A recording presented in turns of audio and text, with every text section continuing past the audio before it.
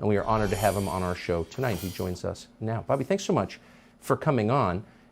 So you are, of course, being dismissed as a vaccine nut, but watching your announcement today, it wasn't about pharma even so much as it was about America's place in the world and what do we do about it. If you wouldn't mind summarizing for our viewers where you think we are and what you think we ought to do.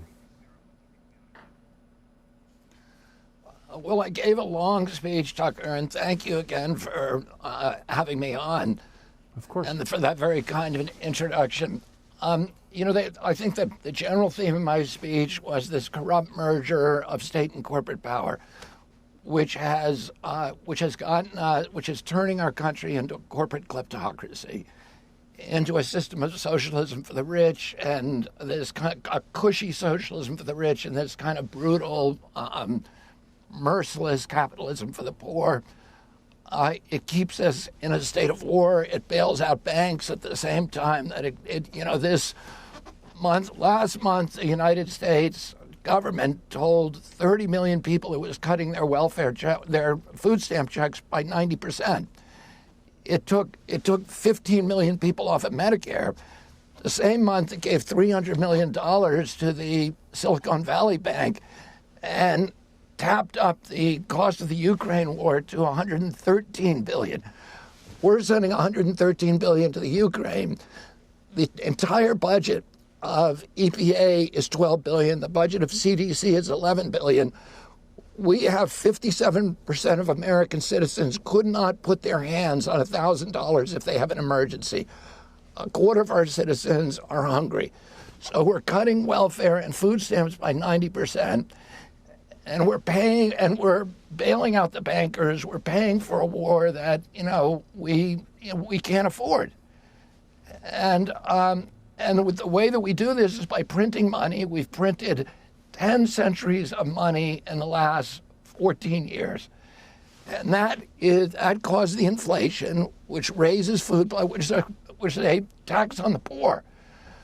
Oh, we've raised food prices for basic foods like chicken, dairy, and milk by 76% in the last 2 years. And now we're cutting people's food stamps and bailing out banks the same month. It doesn't make any sense. And we need to get rid of this kind of corporate control of our government. It comes from our democracy is devolving into kind of a corporate plutocracy. I would think that what you just said, and I'll just be honest, I agree with most of it. But even if I didn't, I would think, boy, that's a really interesting thing to say. You have a coherent worldview. You've written a lot of books on these topics. You've clearly thought about it. You're not in it for the money.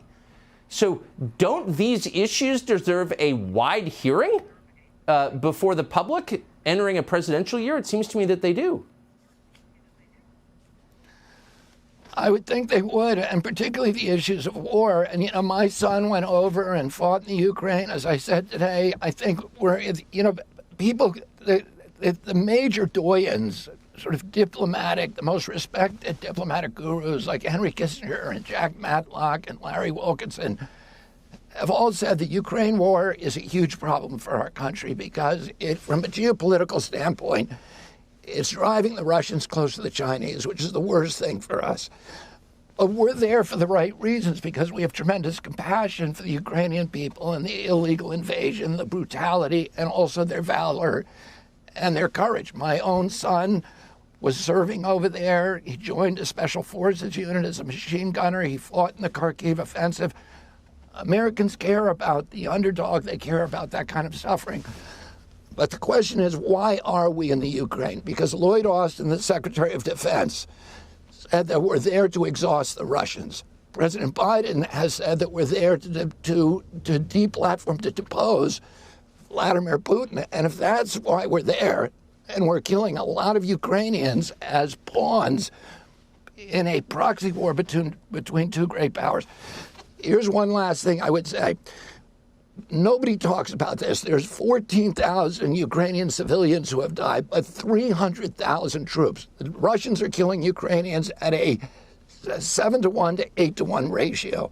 They cannot sustain this. What we're being told about this war is just not true. No, it's not true. And I would hope, despite the fact you criticize their advertisers, other media outlets would have enough respect for our country and for its voters to give what you said a hearing, because I think it's really important. And we're, again, grateful that you came on our show tonight. You're always welcome. Bobby Kennedy Jr., thank you. Thank you very much, Tucker.